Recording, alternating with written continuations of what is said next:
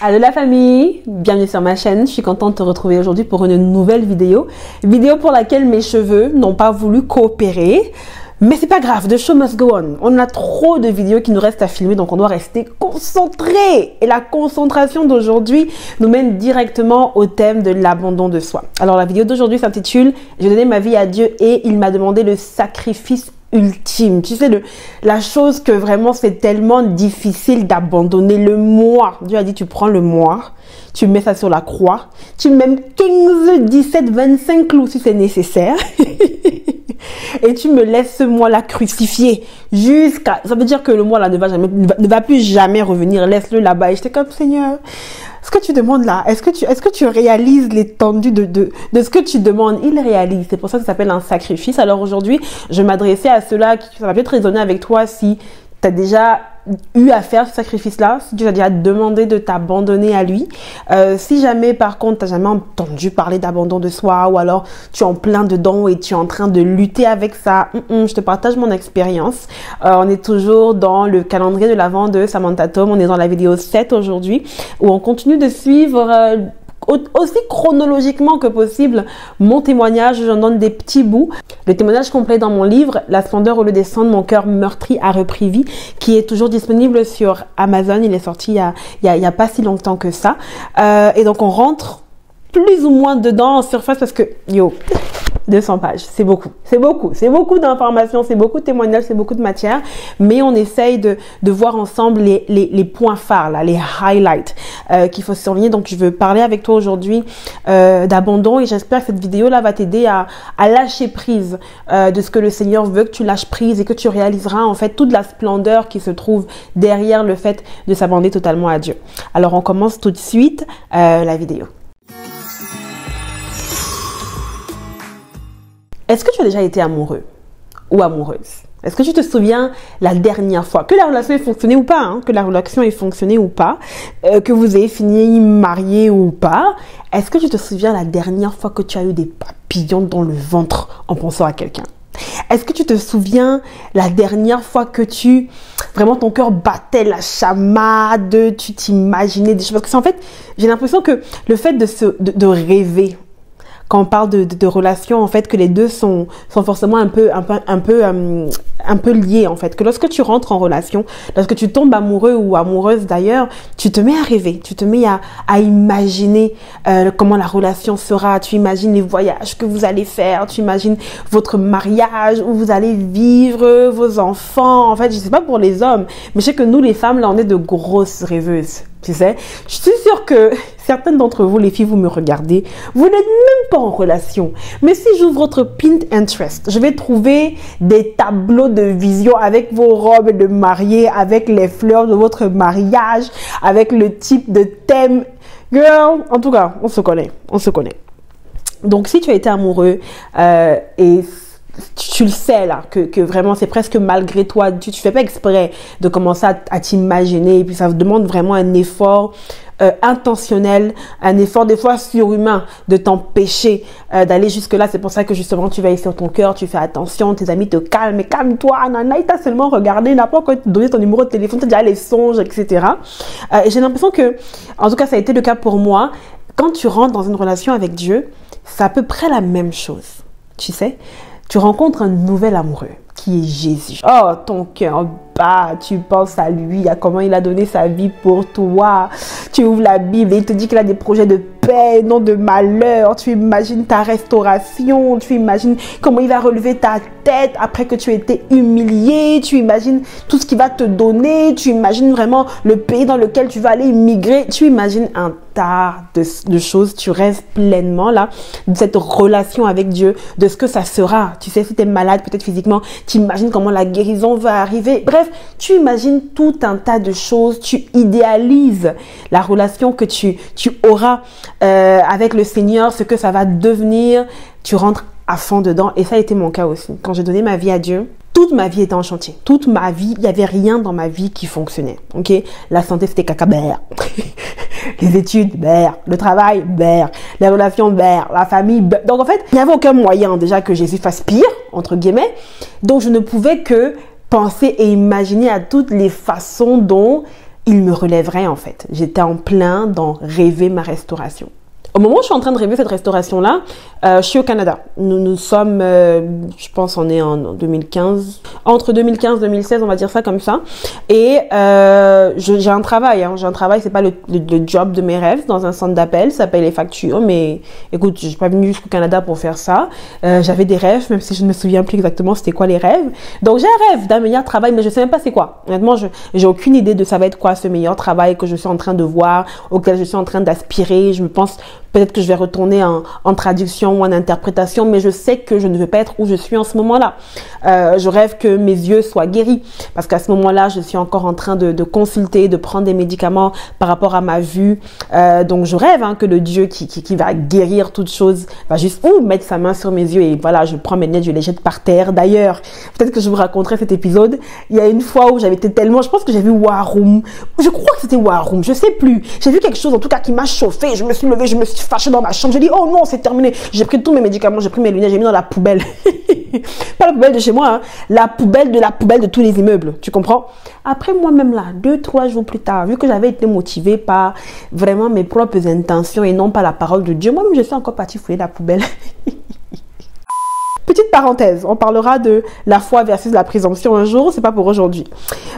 Donc, pendant que je suis là, je continue de rêver, je rêve d'un futur mari. Pas encore vraiment de mariage parce que Dieu est encore en train de me guérir par rapport à ça, mais je suis en train de comprendre que Dieu a un plan pour moi. Il m'a dit qu'il avait un mari pour moi par 2 ou 3 personnes différentes. Je suis sortie de la relation que j'avais avec le non-chrétien. Donc, vraiment, je suis en attente qu'il vienne. Je veux récupérer ma fille aussi. Donc, je suis en attente que Dieu fasse de sorte que vraiment j'obtienne ma résidence permanente. Et en fait, j'en viens là parce que j'ai l'impression que tout ce que j'attends, excepté peut-être la vue, et même la vue aussi, parce que voilà, il faut que je sois capable de payer mes médicaments et tout ça revient au fait que pour moi, il me faut la résidence permanente. Okay?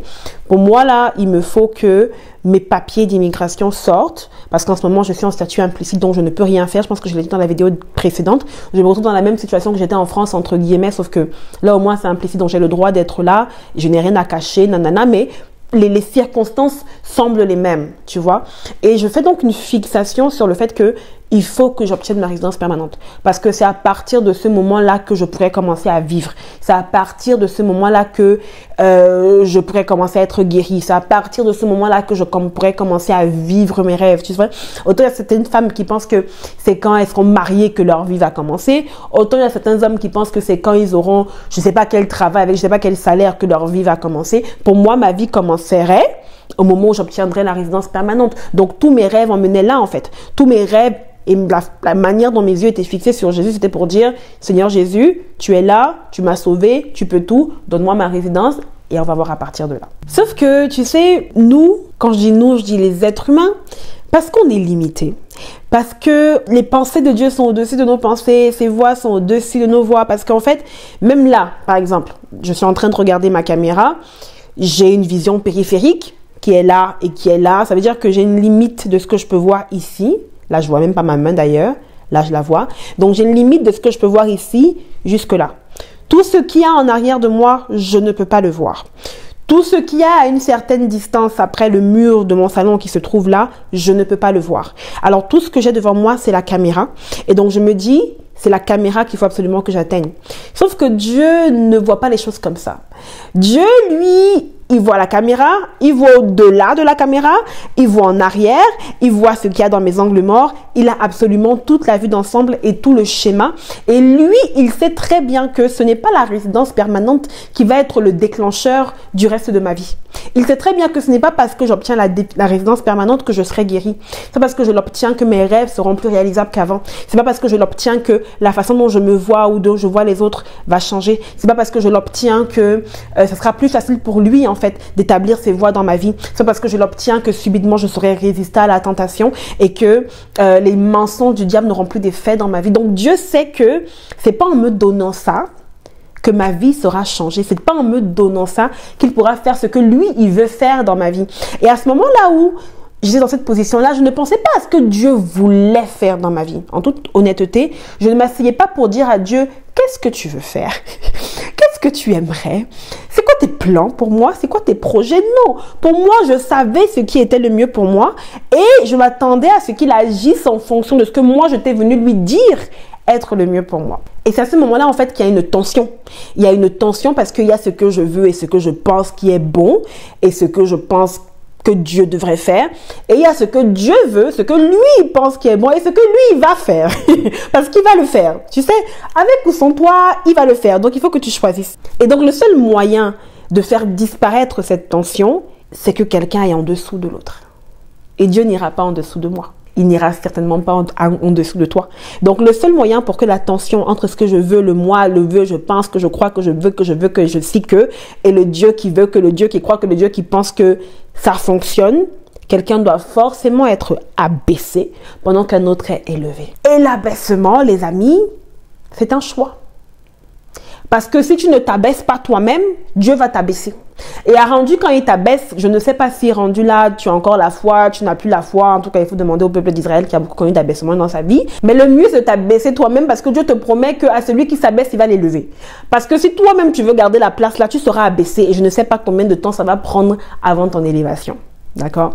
Alors, pour revenir à ce qui était concret dans ma vie, je suis donc en train d'attendre cette résidence permanente là. Et je commence à, je vais pas m'étendre vraiment sur les détails parce que j'en parle dans le livre et il y a déjà une vidéo sur laquelle je parle de ma situation d'immigration. Je vais mettre le lien ici en haut.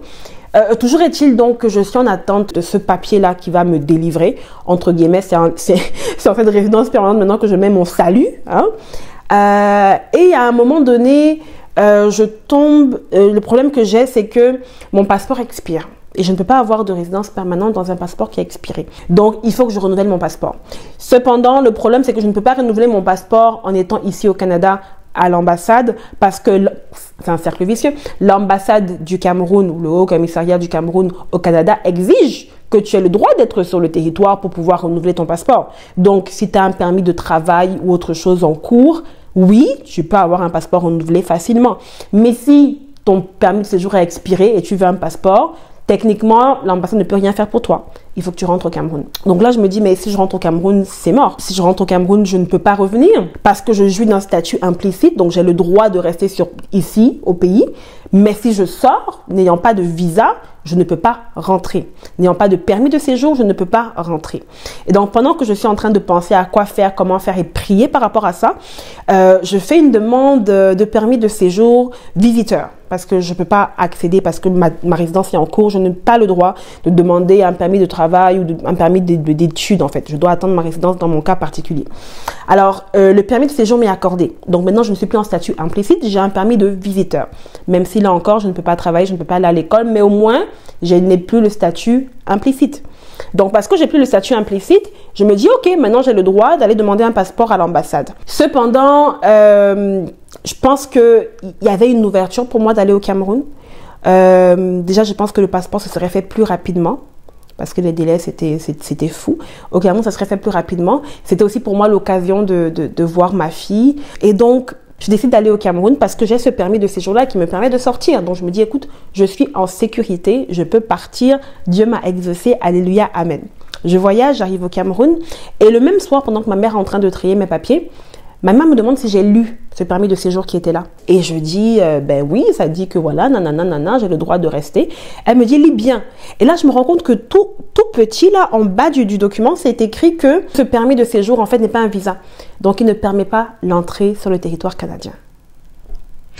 Oh là là. Mais la famille, là, j'ai eu l'impression que mon monde venait de s'écrouler, en fait. J'ai eu l'impression que la terre venait de s'ouvrir, j'étais tombée dedans et elle s'était refermée. Et je reviens dans le livre sur pourquoi c'était tellement important pour moi d'être au Canada. Et parmi ces raisons-là, il y a le fait que premièrement, quand j'étais au Canada, je pouvais me cacher de mes erreurs. Tu sais, je pouvais cacher entre guillemets le fait que j'avais échoué. Tu sais, le fait que voilà, j'étais partie pour un but que je n'avais pas réussi à accomplir, je pouvais me cacher de devoir confronter ma famille, mes oncles, mes tantes, ceux qui m'avaient envoyé, les gens de mon église. Bref, en fait, je pouvais rester loin d'un certain nombre de conséquences. Je pouvais me cacher de faire face à un certain nombre de choses tant que j'étais au Canada. Et aussi tout simplement au fait que je ne voyais pas vraiment de perspective pour moi au Cameroun, tu vois. Au Canada encore, voilà, je pouvais avoir un petit job, faire mon centre d'appel, nanana, les opportunités étaient plus intéressantes qu'à partir du Cameroun, en fait. Donc, toutes ces raisons, en fait, que j'avais vraiment l'impression que c'est bon là, c'est mort. Genre, on m'a envoyé en 2000 au Canada, en 2008, j'ai envie de dire. Je suis en train de revenir, on était en 2000, si je ne dis pas de bêtises, on était en 2015, on était en 2016. J'ai fait quoi? J'ai fait quoi en 6, 7, 8? J'ai fait quoi en fait? Je ne peux pas te dire ce que j'ai fait. Et donc j'étais incapable de confronter ça. Donc vraiment mon monde était en train de dead. Et je pense que, déjà, il n'y a pas de je pense, hein, c'est ce que Dieu voulait. Dieu voulait que je sois dans cette circonstance-là. Parce que comme je l'ai dit, je n'étais pas disposée à écouter Dieu. À aucun moment donné, des 2 ou 3 dernières années, de quand j'ai donné ma vie à Dieu, je ne lui ai demandé au Seigneur qu'est-ce qu'il voulait que je fasse, comment est-ce qu'il voulait que je le fasse, quel était son plan. L'idée même que Dieu a un plan pour moi qui puisse être différent du plan que j'ai pour moi-même n'existait pas. Ce n'était pas quelque chose qui pour moi avait du sens. Oui, Dieu a un plan, mais probablement que son plan, c'est mon plan parce que moi, mon plan est bon. Tu sais, mon plan, je l'ai formé moi-même, c'est un bon plan. C'est un plan pour me faire du bien. Donc, si Dieu a un plan pour me faire du bien, que j'ai un plan pour me faire moi-même du bien, et que le plan que j'ai pour me faire du bien ne va pas contre Dieu, n'est pas un plan de péché, techniquement, Dieu devrait aimer mon plan aussi et valider mon plan en fait. Donc j'étais pas dans une perspective de je vais demander à Dieu ce qu'il veut, ce qu'il pense, ce qu'il croit. Non, j'étais vraiment dans mon, comment on appelle ça, dans mon bras de fer avec Dieu sans même me rendre compte que je faisais un bras de fer avec Dieu où il n'y avait que ce que je voulais et que ce que je comptais qui avait de l'importance. Et donc à ce moment-là, Dieu dit, écoute, tu sais quoi, j'ai pas le choix que de te laisser aller dans une situation qui va t'abaisser. J'ai pas le choix que de te laisser aller. Donc, tu sais quoi, on va fermer tes yeux. Je crois vraiment que Dieu m'a aveuglé et que je n'ai pas lu ce document comme il fallait ou alors que quand je l'ai lu, je n'ai pas vu parce qu'il voulait que ça arrive. Donc, on va t'emmener maintenant dans une situation où, voilà, tu pensais que la pire chose qui pouvait t'arriver est arrivée. Qu'est-ce que tu vas faire maintenant? Pose-toi la question. Peut-être que tu pries pour quelque chose depuis un certain temps et tu te dis que, oh non, c'est la pire des choses qui puissent en un. Ok, c'est arrivé. Et maintenant? Tu as toujours un choix. Le choix, maintenant que j'étais au fond, était de dire, ok, est-ce que là encore au fond, je vais donc choisir de m'abaisser, de me coucher complètement et de me dire, Seigneur, je me couche sur ton autel, fais ce que tu veux. J'ai bien compris que j'avais tort de vouloir penser par moi-même, faire les choses par moi-même. Je comprends que tu peux avoir un plan différent du plan que j'ai fait et je choisis de m'abandonner à toi, de me soumettre totalement au plan que tu as pour moi. Ou alors, même ici, au fond, je vais continuer à me battre et je vais donc maintenant aller chercher par moi-même des moyens de revenir où est-ce que j'étais au départ. J'ai fait le choix de me soumettre. À ce moment-là, j'ai enfin compris. L'Esprit de Dieu m'a enfin permis de comprendre ce que Dieu voulait de moi, ce que Dieu attendait de moi et qu'il ne pouvait pas me dire parce que je n'écoutais pas, parce que je n'étais pas disposée à écouter. Et donc, dans cette situation-là, quand j'étais finalement disposée à écouter, disposée à comprendre et à me dire que ma vie est entre les mains de Dieu. Donc, si je suis là, c'est parce qu'il a voulu. Je ne pensais pas que c'était un concours de circonstances. Évidemment, au début, je m'en suis voulu. Hein. Je me suis dit, mais Samantha, t'es trop stupide. Je ne suis même pas capable de lire un document. Mais une fois que cette tempête-là est passée et que tout était calme, Dieu m'a permis de réaliser que c'est moi qui veux que tu sois là. Parce que moi aussi, j'ai un plan. C'est bien, tu as un plan, nanana, nanana, c'est bien. Tu penses qu'il faut qu'on fasse ci, il faut qu'on fasse ça, il faut qu'on passe par ici, par ce chemin. Mais j'ai un plan, moi aussi, qui est bien meilleur et supérieur à ton plan. Il ne ressemble pas à ce que tu voulais. Il n'a pas l'odeur de ce que tu voulais. Il n'a pas l'apparence de ce que tu voulais. Il ne te fait pas te sentir comme tu espérais te sentir si jamais je te donnais le papier que tu espérais tant avoir.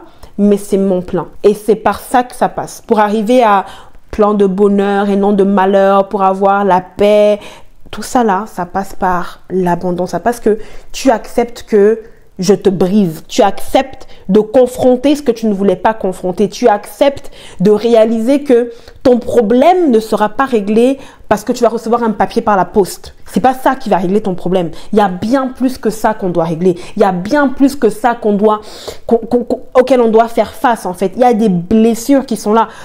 Aujourd'hui je parle de restauration et tout ça, mais pendant cette période de ma vie, je ne pensais pas à la restauration. Je ne pensais pas à la guérison. Je ne pensais pas à toutes les choses que je voulais faire dans moi. Je ne pensais même pas aux autres. Tu sais, je ne pensais pas à qui que ce soit d'autre que moi qui avait un problème qui devait être réglé d'une certaine manière. Et Dieu voulait vraiment m'amener à dire, hey, laisse faire tout ça. Je sais que tu penses que tu as besoin de ce papier pour obtenir la guérison physique. abandonne l'idée de la guérison physique. Je pense que Dieu sait que tu as besoin de ce papier parce que tu penses que c'est ça qui va te permettre, je ne sais pas moi, d'être prospère, de pouvoir travailler. Abandonne ce que tu penses être ta source de vie ou ta source de revenus. Laisse faire. J'avais besoin absolument de ça pour pouvoir garder la face. Abandonne la face. Sois humilié.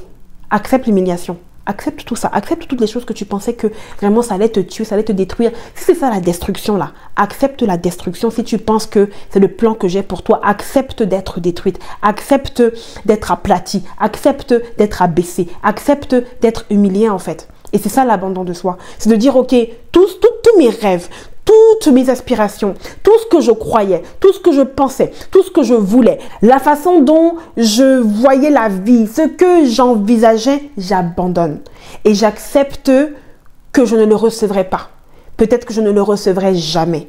Mais j'accepte que Dieu sait mieux que moi. Et Dieu fera quelque chose qui est bon pour moi.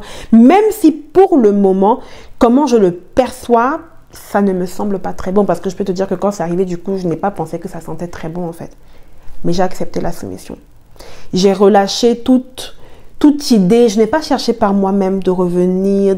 Non. J'ai dit, tu sais quoi, Seigneur, si tu me veux ici, j'accepte d'être ici et je vais te laisser faire ce que tu veux faire pendant que je suis ici. Je suis restée au Cameroun, je suis partie vers mars ou avril 2016, si je ne dis pas de bêtises. Et je pense que je suis partie de là pour l'Espagne vers mars ou février 2017. Donc ça a été à peu près un an où vraiment je ne savais pas de quoi serait fait demain. Tu sais, ce n'est pas un an. Oui, j'avais une promesse. Il faut quand même que ça, je m'en rappelle. C'était qu'en 2015, l'année précédente, Dieu m'avait fait savoir par une prophète que mon avenir était en Occident et que même si je rentrais, il n'y avait pas de souci à se faire parce qu'il me ramènerait. Donc j'avais au moins cette promesse-là que j'allais me ramener. Mais combien de temps? Je ne sais pas. Déjà, il s'était écoulé un an entre le moment où j'ai eu cette prophétie-là et où effectivement je suis rentrée. Il y avait une belle année qui s'était écoulée. Et même quand j'ai fait cette prophétie, je n'ai jamais pensé qu'il fallait que je rentre. Tu sais, vraiment pour te dire que j'étais vraiment loin de comment est-ce que Dieu voulait faire les choses. Mais ça passait absolument par le fait de dire, Seigneur, je dépose. Seigneur, vraiment toutes les façons dont j'ai essayé jusqu'à présent de vouloir faire arriver les choses, je dépose. Cette année au Cameroun a été vraiment merveilleuse. Elle a été, quand j'y allais, je ne pensais pas qu'elle serait merveilleuse, mais elle a été merveilleuse parce que c'est là que ma guérison a été enclenchée en fait. Bon, enclenchée peut-être pas parce que ça avait déjà commencé, mais il y a eu une rapidité dans ma guérison. C'est là que Dieu a commencé en fait, tu sais quand tu es brisé, vraiment quand Dieu te parle du fait qu'il est le potier et que tu es l'argile, il ne te brise pas pour te casser, il ne te brise pas pour te jeter à la poubelle, il ne te brise pas pour que tu sois inutile en fait. Il te brise pour te reformer selon ce que lui il veut. Et ce temps-là, c'est vraiment à ça que ça a servi. Alors je voulais faire cette vidéo-là aujourd'hui pour t'encourager à te donner à Dieu, t'encourager à faire le sacrifice ultime. Tu sais, Jésus a donné, il a tout donné pour toi. Philippiens dit qu'il s'est dépouillé lui-même. Le gars était Dieu. Au ciel, enjoyant sa vie de manière qu'on ne puisse même pas imaginer. Il a abandonné ce qu'il y avait dans le ciel. Il a abandonné ce qu'il avait toujours été pour choisir de rentrer dans un corps humain. Un corps humain limité, un corps humain qui connaît la fatigue, un corps humain qui a des émotions comme l'angoisse, un corps humain qui doit aller faire pipi, qui doit aller manger des choses qu'il n'avait jamais connues dans sa vie. Non seulement il a pris le corps humain, il a choisi de naître d'une manière les plus humbles possible. Le gars est carrément né dans la crèche. Même toi et moi, là, on est né à l'hôpital. Même toi et moi, là, on est né à l'hôpital. Tu comprends? Le gars a eu la vie la plus modeste que tu peux imaginer, fils de charpentier. Il a connu vraiment des souffrances qu'on ne pourrait même pas dire. Des souffrances que vraiment, je m'assieds ici, je parle de mes souffrances. S'il fallait me mesurer avec ce que Jésus a connu, vraiment, je pense que je me tairais. Il est mort. Il est mort. Il a accepté d'être séparé de son Père en portant mon péché, ton péché. Il a fait tout ça par amour pour toi. Il a fait tout ça parce qu'il voulait te réconcilier à Dieu. Il a fait tout ça parce qu'il voulait que les plans de bonheur, les plans de paix, afin que tu aies un avenir, afin que tu aies une espérance, soient pour toi et que tu puisses les saisir, que tu puisses vraiment marcher dans ces plans-là. C'est pour ça qu'il est mort. Crois-moi que le sacrifice qu'il te demande, l'abandon de soi qu'il te demande, le fait de mettre sur l'autel les choses auxquelles tu t'attaches encore, ne peuvent en aucun cas se comparer à ce qui t'attend. Dieu n'a pas que de la souffrance ou de l'abandon. Oui, ça passe par là. Parce qu'il a vraiment besoin de savoir que tu peux rentrer dans tous les plans qu'il a pour toi. Il a vraiment besoin de savoir que ce qu'il va te confier, en fait, tu es capable de pouvoir gérer ce qu'il te mettra dans les mains. Il a besoin de savoir que la confiance que vous allez bâtir est vraiment quelque chose qui est basé sur l'amour et non pas sur ce que tu penses qu'il va te donner ou qu'il peut te donner. Mais que vraiment, même s'il enlève toutes ces choses, tu choisirais quand même de rester avec lui. Il y a quelqu'un il y a un pasteur qui nous avait posé une question un jour. Il a dit, si jamais on te disait que tu peux aller au ciel, au paradis, et que Dieu n'était pas là, est-ce que tu irais? Si la réponse est oui, il faut revoir ta relation avec Dieu. Parce que si la raison première pour laquelle tu veux aller au paradis n'est pas Dieu, il faut te demander si tu l'aimes vraiment.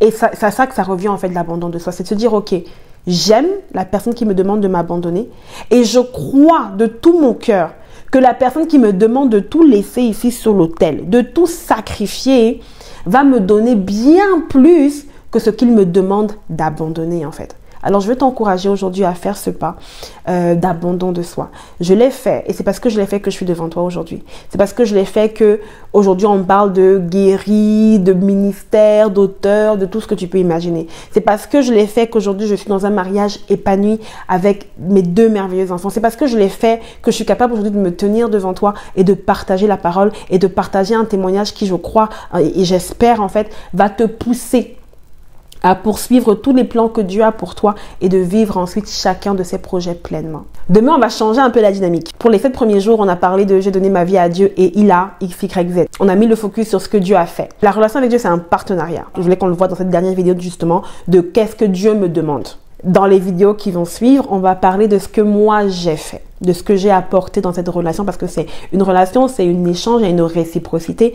Donc, on va parler de ce que moi j'ai fait. Pas par moi-même, pas parce que j'étais vraiment excellente, mais là encore parce que Dieu me le demandait, parce que Dieu me poussait à le faire et parce que Dieu me donnait l'habilité, l'aptitude d'être capable de le faire. Donc, c'est de ce dont on va parler. Demain, on va parler de j'ai donné ma vie à Dieu et j'ai appris à confronter des vérités difficiles. Quand j'étais justement dans cette période qui a été une longue période d'abandon et qui ne finit pas, hein, normalement l'abandon de soi est continuel, Dieu a profité en fait pour me montrer justement des choses que je ne voyais pas et on va en parler dans la prochaine vidéo. Abonne-toi, je ne suis pas sûre que je te l'ai demandé, donc abonne-toi, laisse-moi un commentaire, clique la chaîne de notification pour ne pas manquer la vidéo de demain et celles qui sont encore à venir. Je le rappelle, on en a 24 en tout. Je t'invite à lire la barre de description parce que je t'explique comment télécharger gratuitement un chapitre, le premier chapitre de mon livre La splendeur au lieu des cendres, mon cœur meurtri a repris vie. J'aimerais que tu lises ce premier chapitre, que tu me dises ce que tu en penses, ok, et que tu me laisses un commentaire pourquoi pas. Donc d'ici à ce qu'on se voit demain, veille sur ton cœur.